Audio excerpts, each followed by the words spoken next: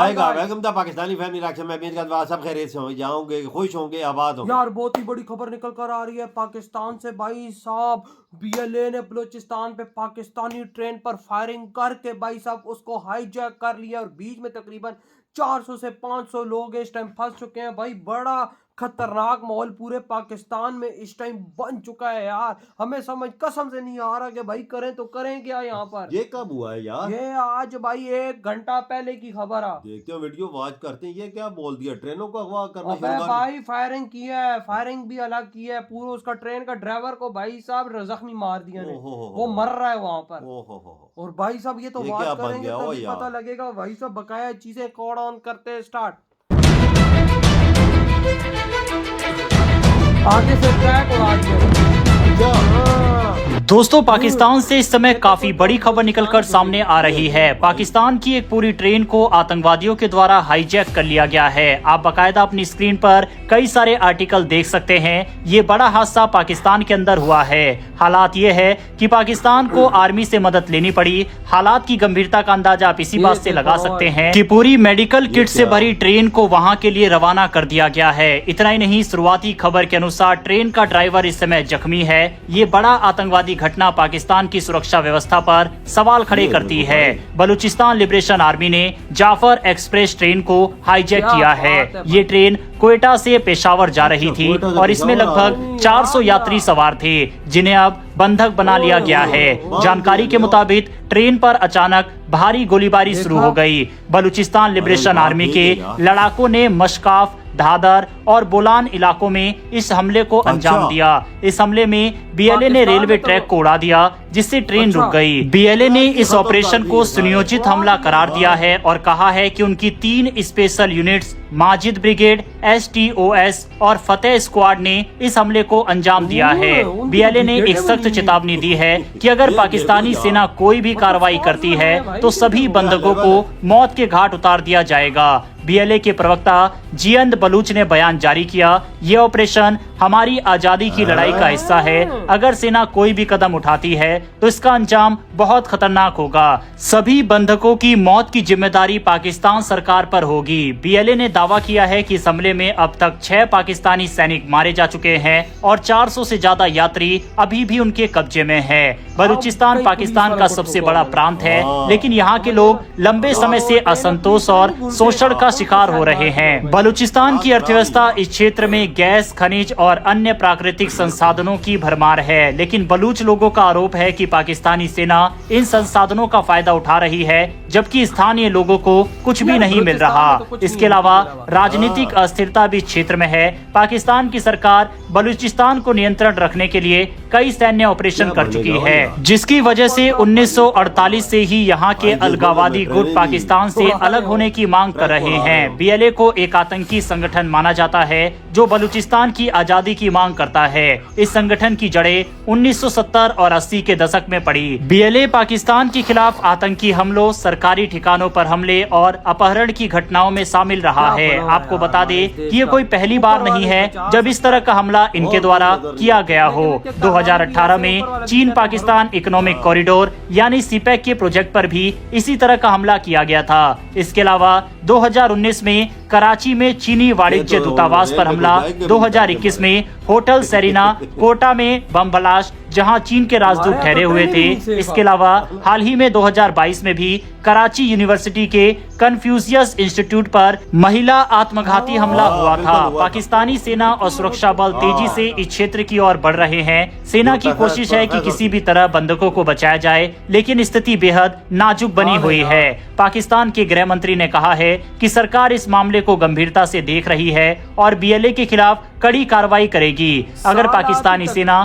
सीधा हमला करती है तो बीएलए बंधकों को नुकसान पहुंचा सकता है। इसके अलावा अगर सरकार बातचीत का रास्ता अपनाती है तो ये साफ हो जाएगा कि बलूचिस्तान लिबरेशन आर्मी की ताकत कितनी ज्यादा बढ़ चुकी है। वहीं इस हमले के बाद पाकिस्तान में आतंकी घटनाओं को लेकर चिंता और बढ़ सकती है। ये हमला पूरे दक्षिण एशिया की सुरक्षा के लिए बड़ा खतरा पैदा कर सकता है। भारत हमेशा से बलूचिस्तान के हालात पर नजर बनाए रखता है। चीन की बात करें तो चीन का सीपैक प्रोजेक्ट बलूचिस्तान में चल रहा है। अगर अशांति बढ़ती है तो चीन को भी बड़ा नुकसान हो सकता है। वहीं अमेरिका और पश्चिमी देशों की बात करें तो ये देश पाकिस्तान में हो रहे इन हमलों को आतंकवाद के बढ़ते खतरे के रूप में देख सकते हैं। सवाल उठता है कि क्या पाकिस्तान बलूचिस्तान को संभाल सकता है। बलूचिस्तान में अशांति पाकिस्तान के लिए सबसे बड़ी चुनौती बनी हुई है। अलगावाद को रोकना पाकिस्तान ने कई बार बलूच अलगावादी नेताओं को पकड़ने की कोशिश की, लेकिन अब तक नाकाम रहे हैं। दूसरा, आर्थिक विकास। अगर पाकिस्तान यहाँ के लोगों को विकास का हिस्सा नहीं बनाता तो अलगावादी ताकतें और मजबूत हो सकती है।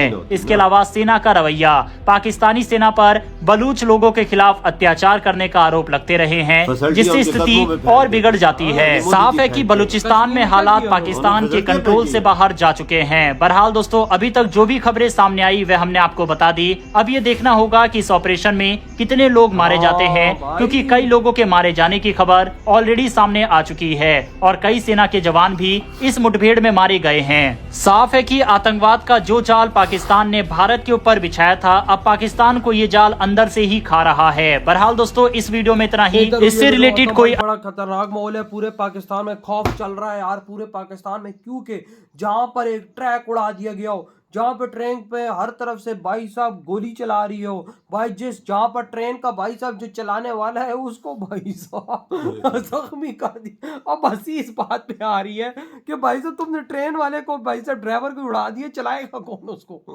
यार? मतलब उन्होंने बोला है कि भाई साहब ट्रेन चलाने का नाम ही न रहे भाई, आगे से ट्रैक ही नहीं है तो ट्रैक यार, ही उड़ा बात ऐसी है। अब तो पाकिस्तान में ट्रेनें भी सेफ नहीं रही। हाँ ना, वो 400 वो बंदों को उन्होंने बंदी बना लिया। पहले तो भाई हमें डर होता था जहाज पाकिस्तान के उड़ते उड़ते क्रैश होते। अब तो भाई सब टेंशन लग गई है, चलती हुई ट्रेनों पे गोलियां चलती हैं। वो बोल रहे हैं कि अगर कोई किसी ने कार्रवाई की तो ये 400 नहीं मिलेंगे, बतरूरों के पास पहुंच जाएंगे। यार अब बात देखो, सच है, ये वाकया में बिल्कुल हो चुका है। पाकिस्तान में हाईजैक भी हो चुकी है, फायरिंग भी हुई है, ट्रेन रुक चुकी है, इस टाइम ट्रेन जगह से नहीं हिल रही और भाई साहब आगे से ट्रैक तक उड़ा दिया। उन्होंने ये बोला है कि भाई हमारे बलूचिस्तान में ना कोई ट्रेन आएगी ना जाएगी। देख ले क्या बना अब इस बलूचिस्तान पे हमारा कब्जा है। उन्होंने साफ साफ बोल दिया है भाई साहब ये बात यार। और इधर हमारे इस देश के अंदर भाई साहब अब पता नहीं क्या हो रहा है। हमें तो फिलहाल नहीं पता कि ऊपर से अथॉरिटीज क्या एक्शन इस चीज पे ले रही हैं, लेकिन यार वजह एक बात है, जब तक इनको ठोका ना जाएगा ना सही करके, या भाई साहब राइट्स दे दो या ठोक दो। फिर अब सबके सामने हमने अपना मुंह काला करना है तो सीधी तरह करो ना। और बिल्कुल वजह राइट तो उनके अगर कदमों में मिलते हैं, सब कुछ उनकी हर चीज मिलती तो ये चीज ना आज जाके जम्मू कश्मीर में देखो कोई बंदूक नहीं है यार। उन्होंने मोदी जी ने हर फैसिलिटी उनके कदमों में फेंक दी है ना। वो थे किसी चीज की कमी अगर हमारी गवर्नमेंट इनको फैसिलिटेट करती है, यकीन माने इनको कोई भड़काएगा भी तो ये भड़केंगे नहीं क्योंकि उधर कश्मीरियों को भड़काते हैं ना अभी भी। वो कहते हैं हट पे दफा हो जा कुत्ते के बच्चे, यहाँ पे भाई मोदी जी ने हमें सब कुछ दे दिया, हम तुम्हारी बातों में नहीं आते। उन्होंने कॉलेज, यूनिवर्सिटियां, हेल्थ, दुनिया की हर चीज उधर फेंक दी। रेलवे के जदीद निजाम, एयरपोर्ट उन्होंने फेंक जहाँ पे ट्रेन 18 चल गई वो बात खत्म।